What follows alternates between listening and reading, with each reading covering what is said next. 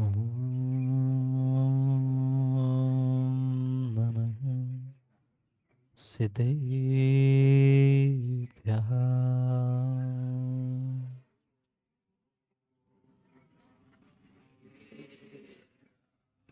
श्रीमत्परं गम्भीर स्याद्वाद्मोघलाञ्छनम् जीयात्रैलोक्यनाथस्य शासनं जिनशासनम्। जय मङ्गलबुदाणं विमलाणं नाणदंसुणमयारं तैलोयसेयाणं नमोऽस्य सर्वसेताणं नमो हरिहन्ताणं नमो सिद्धाणं नमो आयरीयाणं नमो वत्सायाणं नमो लोहे सवसाहुणम्।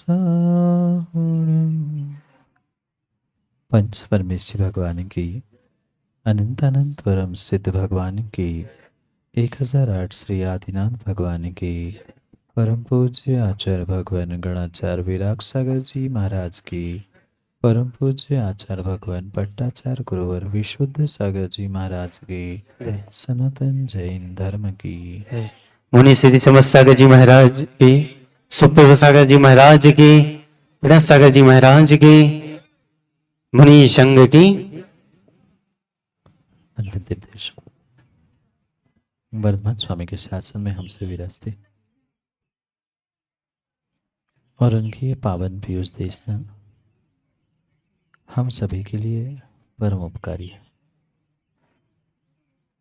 अनादिकाल से हमारी इस आत्मा में जो जन्म जरा और मृत्यु रूपी रोग लगे, उन रोगों का उपशमन करने वाली कोई परम औषधि है, वह एकमात्र यह जिनवाणी है। भव्यात्माओं, जिनेंद्र भगवान का अभिषेक पूजन करने मिल पाना,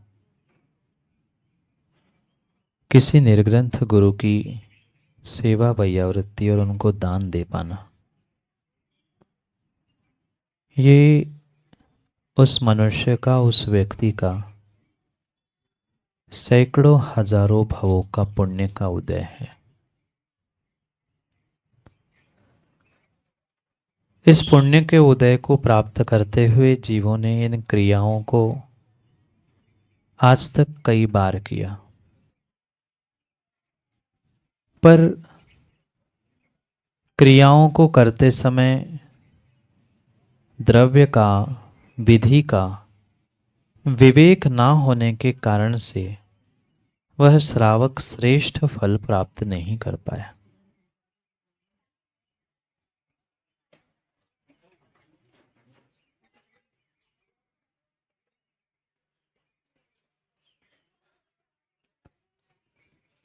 भावुकता में आकर व्यक्ति कहीं न कहीं बहुत सारी भूल कर बैठता है।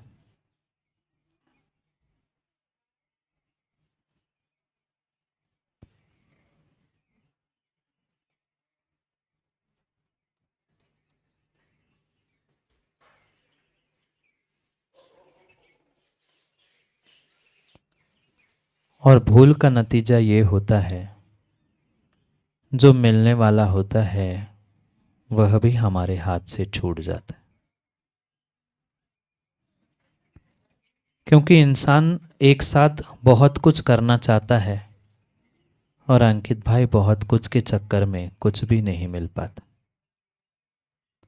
हर बात में एक ही बात समझाना चाहता हूं, कम करे पर व्यवस्थित करे तो कम किए का भी पुण्य मिल सकता है।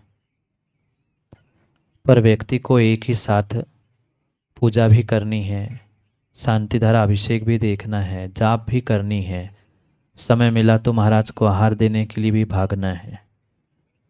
और सब भटकाव के चक्कर में जो थोड़ा बहुत मिलने की संभावना थी, उन सब से वह शून्य होकर रह जाता है।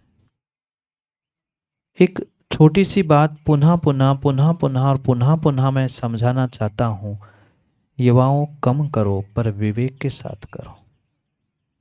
थोड़ा सा करो पर श्रद्धा के साथ करो। हम बहुत कुछ फैलाने का और बहुत कुछ दिखाने के चक्कर में जो कुछ प्राप्त होने वाला था पुण्य, वह घंटों का पुण्य हम मिनटों में नष्ट कर देते।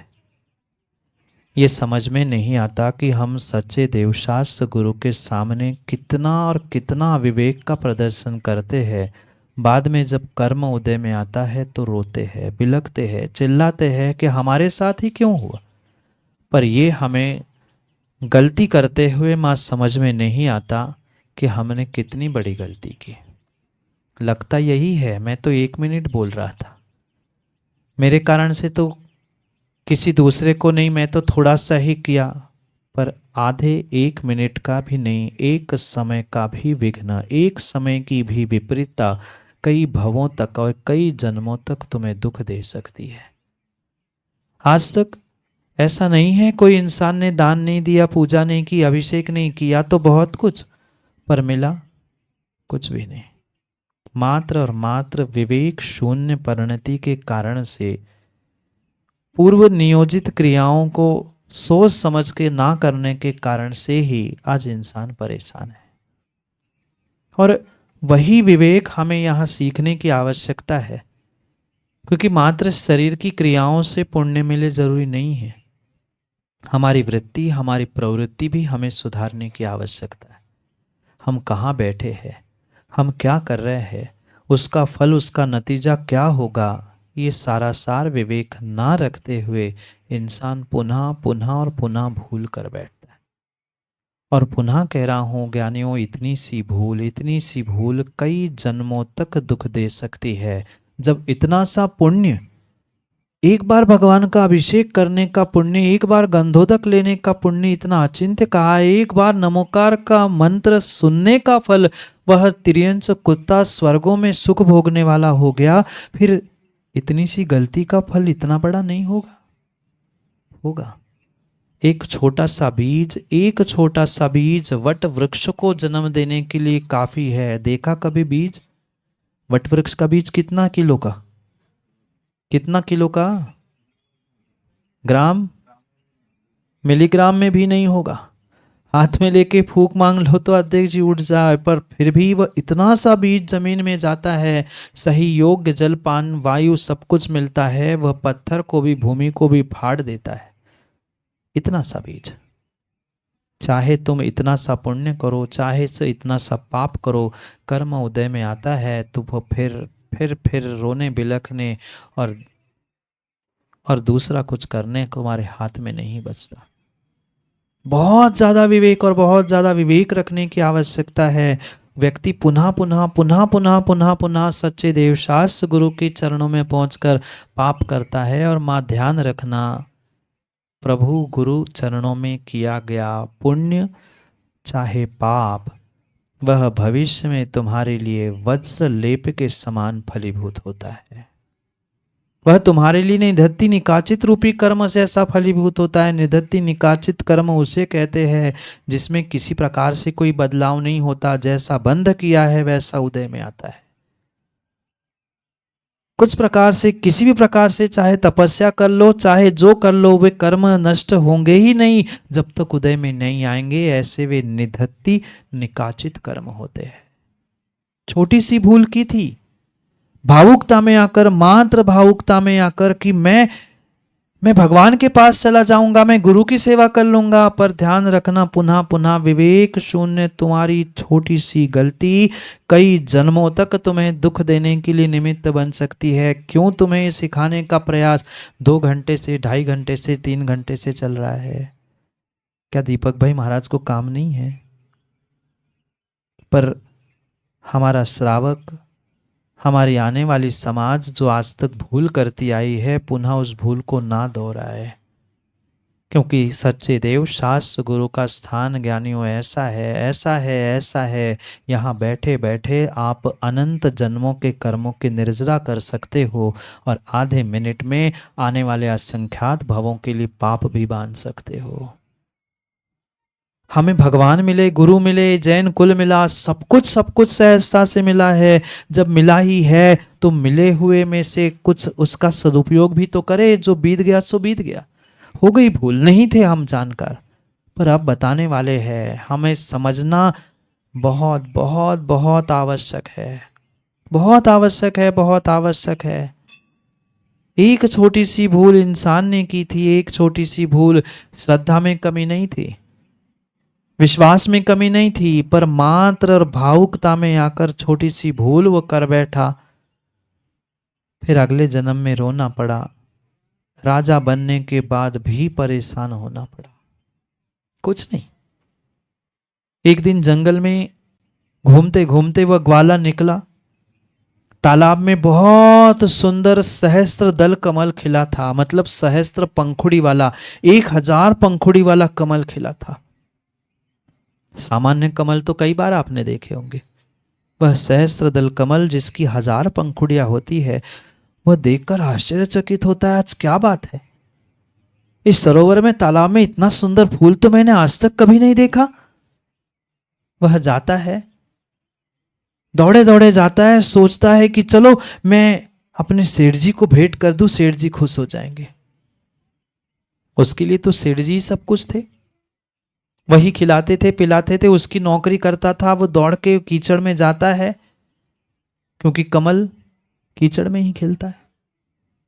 दौड़ते हुए कीचड़ में जाता है और उस सहस्त्र दल कमल को तोड़ लेता है।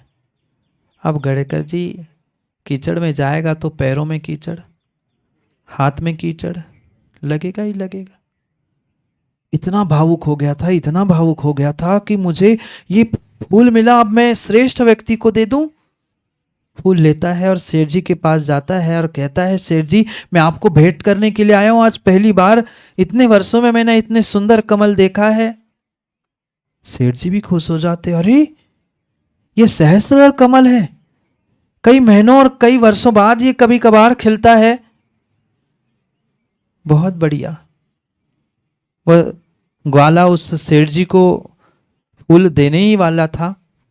सेठ जी कहते हैं, अरे बरसों बाद कभी ये फूल खिलता है, तू मुझे देगा क्या काम का, मैं तो कहीं रख लूंगा, शाम तक फिर मुरझा जाएगा।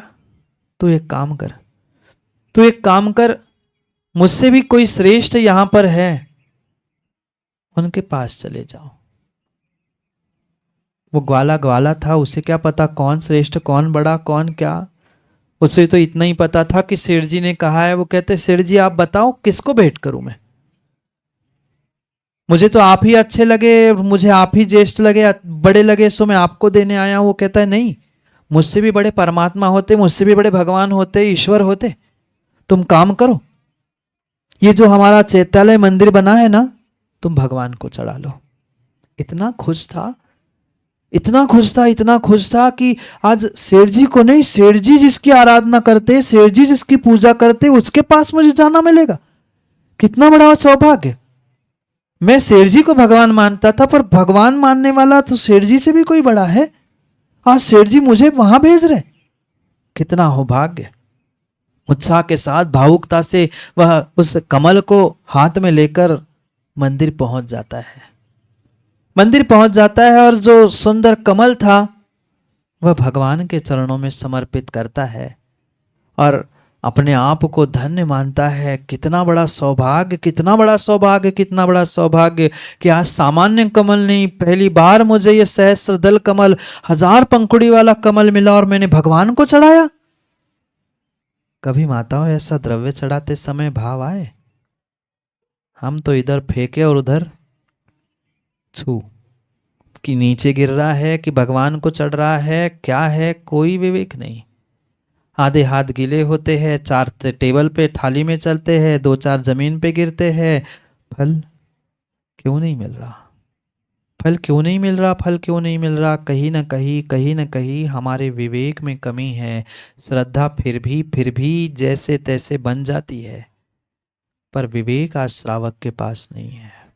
विवेक श्रावक के पास नहीं। श्रद्धा पूर्वक जंगल में कभी एक बार दान दिया, कभी श्रद्धा पूर्वक विवेक पूर्वक एक बार भगवान को स्मरण किया, उनका बेड़ा पार हो गया, कल्याण हो गया। हमारा तो सरदर्द भी, बोलो ना, ठीक हो पाया? नहीं हो पाया, नहीं हो पाया। एक बार गंधोदक क्या ले लिया, उसकी बेहोशी, उसकी बीमारी ठीक हो गई। हम तो रोज नहीं लेते गंधोदक, क्या ठीक हो पाया? क्या ठीक हो पाया? कहीं ना कहीं हमारी वृत्ति, हमारी प्रवृत्ति में कमी है, हमारे विवेक में कमी है, जिस कारण से हमें पूर्णतः फल प्राप्त नहीं हो पा रहा। आगम में झूठ नहीं लिखा, जो लिखा परम परम पर परम सत्य लिखा है। हम क्रियाएं तो करते आए हैं, पर ज्ञानियों उस क्रियाओं के साथ हमें विवेक भी, विधि भी सीखने की आवश्यकता है। जितना उत्कृष्ट द्रव्य तुम चढ़ाओगे, जितनी जितनी उत्कृष्ट विधि से तुम कार्य करोगे, जितने अच्छे तुम्हारे बर्तन होंगे, जितना अच्छा तुम्हारा वर्तन होगा, उतना विशेष फल मिलेगा। दोनों शब्द समझ में आए सौरभ? वर्तन और बर्तन, ये जितने तुम्हारे विशेष होंगे। क्यों कहा जाता है अच्छे बर्तनों में पूजा करनी चाहिए? आज भगवान को भी लोहे के बर्तन में, स्टील भी लोहा ही है, उसी में रखा जाता है, उसी से अभिषेक किया जाता है, उसी से पूजा की जाती है। ध्यान रखना श्रावकों, ये जो शिविर में आप सीख रहे हो, सबसे पहले क्रियाओं के साथ विवेक सीख लो। फटी हुई धोती, टूटा हुआ द्रव्य और टूटे फूटे बर्तनों में, लोहे जैसे बर्तनों में किया गया तुम्हारा दान पूजा का कार्य तुम्हारे लिए निर्धन ही बनाता है। आज शौक चढ़े हैं युवाओं को फटे कपड़े पहनने का, ठिकरे लगाकर हजारों में खरीदने की, सैकड़ों की वस्तु। ये पक्का मानना युवाओं, भविष्य के तुम भिखारी बनने वाले हो। एक भी छेद है तो उन वस्त्रों को पहनना नहीं चाहिए। थोड़ा सा भी बर्तन टूटा फूटा है, अलग करना चाहिए। आज होता है ऐसा, सामान्य पैंट 500 में मिले तो वो 2000 में मिलती है। नहीं, मैंने पहनी नहीं है, पर मुझे पता है सबके रेट भाव, सबके भाव भी पता है और सबके भाव भी पता है, पक्का है। भविष्य में भिखारी बनने का पुरुषार्थ ज्ञानी कर रहा है। परमात्मा के गुरु के पास तो कभी फटे कपड़े पहनने ही नहीं चाहिए। थोड़ा सा भी छेद हो गया, इतनी वस्त्रों की 2 समय के भोजन की व्यवस्था नहीं है कि फटे कपड़े हम सिल के पहन रहे। वही टूटे बर्तन को हम ठोक ठाक के ठीक करके भगवान के सामने, यूं तो घर में खाने के लिए शादी ब्याह में तो हमारे यहाँ बासमती चावल आता है और भगवान को चढ़ाने की राशन की लाइन में खड़े होते, भगवान के चढ़ाने का द्रव्य अलग से खरीद लाते। ये क्यों भूल रहे हैं? 2 समय की गड़ेकरजी व्यवस्था नहीं क्या भोजन की? नहीं है क्या व्यवस्था? सबके पास है, पर फिर भी भगवान को चढ़ाने की द्रव्य अलग से खरीदने जाते हो कि नहीं? जाते हैं। उसकी बादाम अलग से खरीदते हो। कभी बादाम को खोल के बजा कर देख लेना, धुआं ही निकलेगा, कड़वी निकलेगी, और चढ़ाते क्या रहे हम? मोक्ष फल प्राप्त है। कितने विवेक शून्य हैं हम, कर क्या रहे हैं? कितनी कितनी कितनी मायाचारी। माँ, कम से कम भगवान के साथ तो मायाचारी नहीं करो, गुरु के साथ तो मायाचारी नहीं करो, अपने आप के साथ तो घर परिवार में व्यापार में कर ही रहे झूठ झूठ झूठ और मायाचारी के अलावा। आसरा गालोक भाई, इंसान ने किया क्या है? कम से कम भगवान और गुरु के साथ तो न करो, क्या मिलेगा? पुनः ध्यान रखना, आप दूसरे स्थान पर किया गया पाप धर्म क्षेत्र पर आकर सच्चे देवशास्त्र गुरु के पास आकर धो सकते हो, और यही आके छल कपट मायाचारी पाप और विपरीतता को, कर्म बंध को प्राप्त करोगे। कहाँ जाओगे धोने के लिए? कहाँ जाओगे धोने के लिए? वज्रलेपो भविष्यति, वज्रलेप के समान भविष्य में वह निधत्ति निकाचित कर्म उदय में आएंगे। बदलाव बदलाव बदलाव, परमात्मा भी नीचे आ जाए ना तो नहीं कर सकता, तो नहीं कर सकता। टूटे बर्तन, लोहे के बर्तन नहीं होने चाहिए। आजकल प्लास्टिक की माला, पता नहीं काय की, दुनिया भर की कांच की माला, लकड़ी की माला, ये जितने जितने ऐसे प्लास्टिक, लकड़ी, कांच आदि के माला से माला फेरते ना मंदिर में, वे भी पक्के भिखारी दरिद्री बनने वाले हैं। क्यों नहीं फल मिल रहा? एक बार नमोकार सुनने के बाद वह कुत्ता स्वर्ग में चला गया। और तुम कितनी बार सुन चुके? नहीं, मैं इंसानों ही कह रहा हूं, मैं आगे दूसरा नहीं कुछ बोल रहा हूं।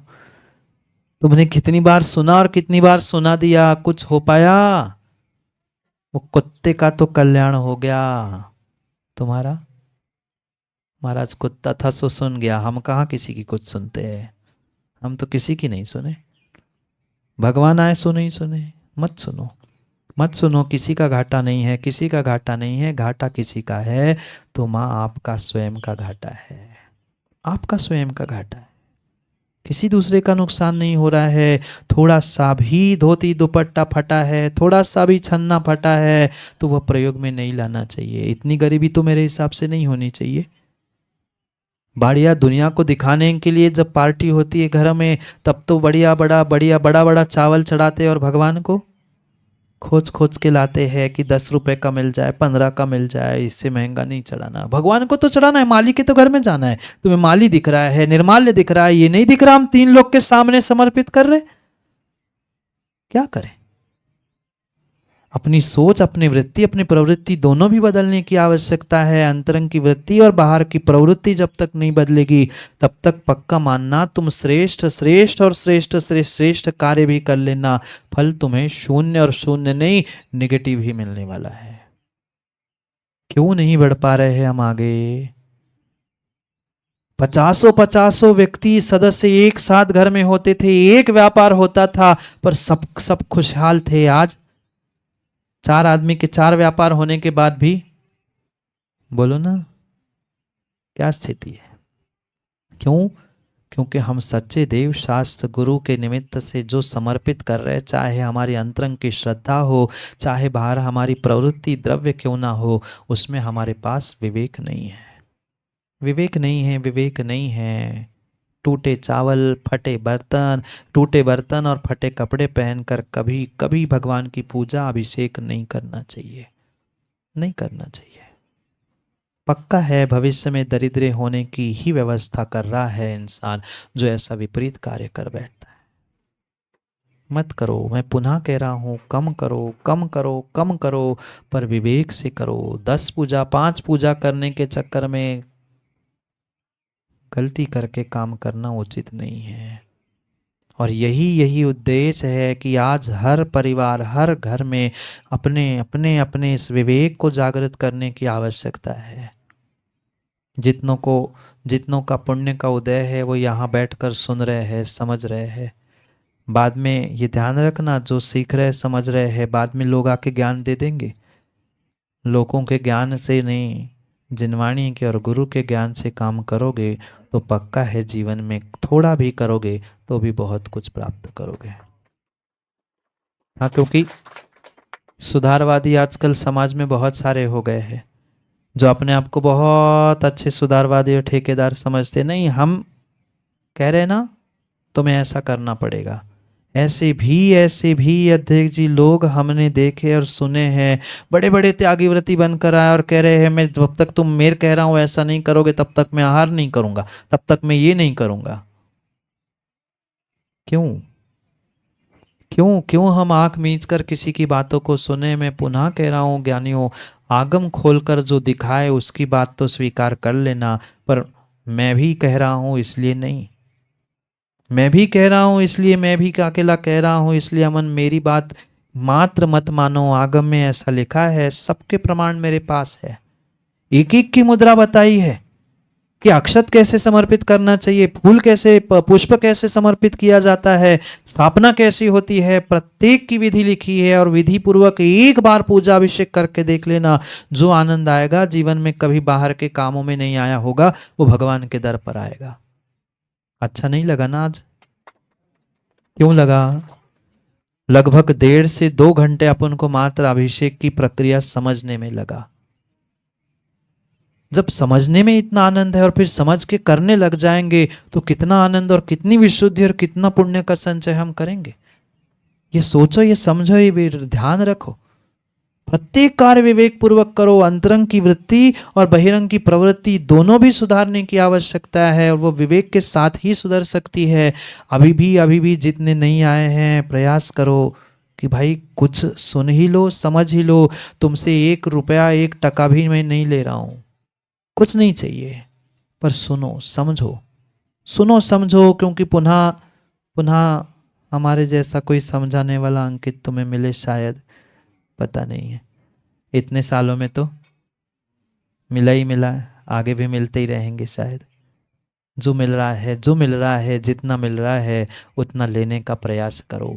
पुनः पुनः मिले जरूरी नहीं है, पुनः पुनः मिले जरूरी नहीं है, पुनः पुनः मिले ये जरूरी नहीं है।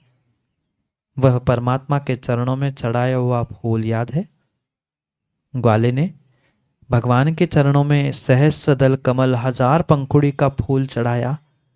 मात्र विशुद्ध भावों से उसने भगवान के चरणों में एक बार फूल चढ़ाया, अगली पर्याय में वो राजा बना। विचार करो, आज तक कितनों को हम मंदिर में आके फूल कर चुके, नहीं समझे? फूल FOOL, कितनों को फूल करा चुके, कितनों को फूल बना चुके। उसने एक फूल मात्र चढ़ाया, एक सुमन चढ़ाया, सही मायने में सुमन चढ़ा था, इसलिए अगली पर्याय में वो राजा बना था। हम कितना द्रव्य आज तक चढ़ा चुके, क्या कुछ नहीं कर चुके, पर अगले भाव का छोड़ो यार, अभी का क्या हो रहा है? कुछ भी तो काम नहीं बन रहा, कुछ भी काम नहीं बन रहा, कुछ भी काम नहीं बन रहा। एक फूल चढ़ाने से उनका कल्याण हो सकता है। एक बार कुत्ते ने नमोकार सुन लिया, उसका काम बन गया। हम क्या उस कुत्ते से भी गए बीते हैं? फिर सोचो ना, क्यों नहीं हम अपने विवेक, अपने श्रद्धा, अपने विश्वास को जागृत कर पा रहे हैं? एक बार क्या फूल उसने चढ़ाया, इतनी विभूति, राजा बन गया। पर ये भी ध्यान रखना, राजा तो बन गया, राजा तो बन गया, पर भूल तो भूल थी, गलती तो गलती थी। राजा बन गया, बहुत ऐश्वर्य, बहुत धन, बहुत संपत्ति, बहुत भोग, सब कुछ भोगता था, पर जब वह दरबार में बैठता था, जब भी फ्री बैठता था, वह हाथों को खुजाते रहता था। कभी हाथों को खुजाए, कभी पैरों को खुजाए, कभी हाथों को खुजाए, कभी पैरों को खुजाए। उसके हाथों में और पैरों में खुजली थी जन्म से। पता चला क्यों? पता चला क्यों? याद कर लेना पिछले जन्म की। वो पहुंचता है एक दिन मुनिराज के पास और कहता है, राजन मुनिराज जी, ये क्या स्थिति है, मुझे समझ में नहीं आया। इतना ऐश्वर्य, इतने भोग, इतनी संपत्ति, सब कुछ मिला, पर भोगने जाता हूँ 100 हाथ में खुजली होती है, खाने बैठूं 100 हाथ में खुजली, दरबार में बैठूं, कुछ भी करूं तो हाथ पैर में खुजली खुजली खुजली खुजली। क्या है ये? मैंने ऐसा क्या पिछले जन्म में किया? राजा तो बना, भोग भी मिले, पर भोग नहीं पा रहा हूं, सब कुछ मिला पर कुछ कर नहीं पा रहा हूं, क्यों ऐसा हुआ? मुनिराज अवधि ज्ञानी थे। उन्होंने उसके भूत की पर्याय को जाना और कहा, ज्ञानी, तुमने बहुत अच्छा श्रेष्ठ पुरुषार्थ पिछली पर्याय में किया था। परमात्मा तीर्थंकर अरिहंत भगवान के पास जाकर तुमने वह सहस्त्र कमल, जितना वह कमल विशाल नहीं था, सुंदर नहीं था, कई अधिक उससे सुंदर भावों से तुमने भगवान के चरणों में वह फूल समर्पित किया था, जिसकी बदौलत तुम राजा बने हो। वह राजन कहता है कि मुनिराज जी, भगवान जी, मुझे ये तो समझ में आ गया कि फूल चढ़ाया तो राजा बना, पर भोग क्यों नहीं पा रहा हूं, खुजाते क्यों रहता हूं, क्या ऐसी गलती की? मुनिराज कहते हैं, बेटा याद करो उन दिन की, याद करो उस पर्याय की, जब तुम फूल तो चढ़ाने गए थे, पर फूल चढ़ाने पहुंचते ही तो ये विवेक शून्य होकर भावुकता में पहुंचे थे कि जिस तालाब से तू निकल कर आया था, हाथ में क्या लगा था गडेकर जी? पाँव में क्या लगा था? कीचड़ लगा था। तू भूल गया था राजा, तू भूल गया था, भावुकता में भूल गया था, भक्तिवश तू भूल गया था कि तेरे हाथ में तेरे पैर में कीचड़ लगा था, तूने फूल समर्पित किया, उसका तीव्र पुण्य उदय तुम्हें राजा के रूप में मिला। पर थोड़ा सा विवेक शून्य होकर तुमने हाथ पैर बिना धोई भगवान के मंदिर में प्रवेश किया था। तेरे हाथ और पांव दोनों में तुम्हें खुजली हुई है। उस राजा का नाम था कर कंडुक। अभी कह रहा था ना, मैं बताऊंगा बाद में। कर यानी हाथ, कंडुक यानी खुजली। राजा का नाम ही प्रसिद्ध हो गया आगम में, कर कंडुक।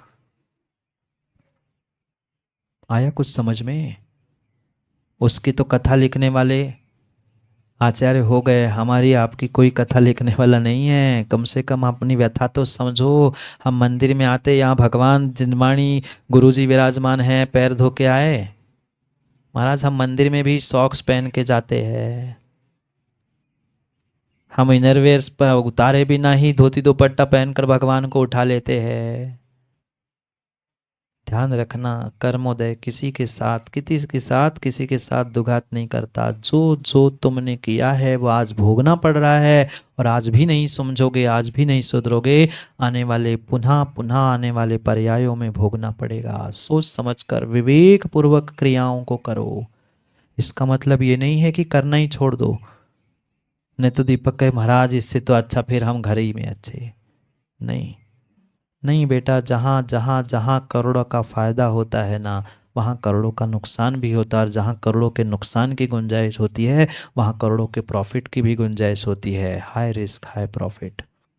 जितनी रिस्क होती उतनी प्रॉफिट भी होती है। ये मेरे ऊपर निर्भर करता है कि मैं कैसे उस रिस्क के साथ टैकल करता हूँ, कैसे उसके साथ मैं बर्ताव करता हूँ। वह रिस्क ही प्रॉफिट में बदलती है। जो बेवकूफ़ होता है वो रिस्क से डर कर कुछ नहीं कर पाता। 100% अगर रिस्क है तो 100% प्रॉफिट भी तो है। हम प्रॉफिट देखें ना, हम रिस्क को देखकर हम क्यों घबराए? हम ये सोचे नहीं हम करके दिखाएंगे, और ठान ले तो सब कुछ सब कुछ सब कुछ हम कर सकते हैं। इसलिए बस थोड़ा थोड़ा थोड़ा थोड़ा विवेक अपने भीतर सीखे, अपनी वृत्ति और प्रवृत्ति बदलने का प्रयास करे। समय बहुत हो रहा है, क्योंकि आधे तो पहले ही खिसक गए। नहीं, मैंने देख लिया, कोई बात नहीं।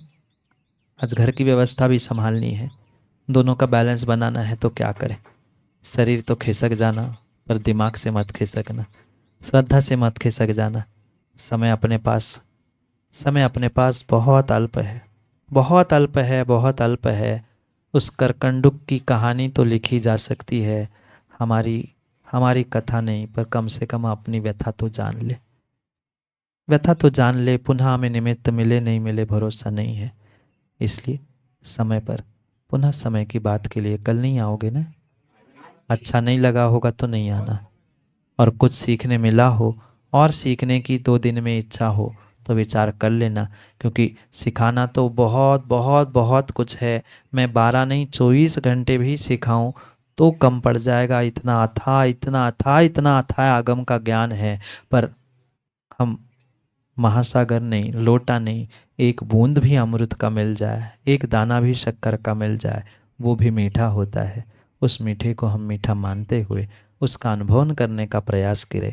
जितना मिला है उसका सदुपयोग करने का प्रयास करें। समय पर, समय की बात के लिए पुनः समय पे मिलते, क्योंकि समय पे किया गया काम समय को दिलाता है। बोली भगवान महावीर स्वामी की।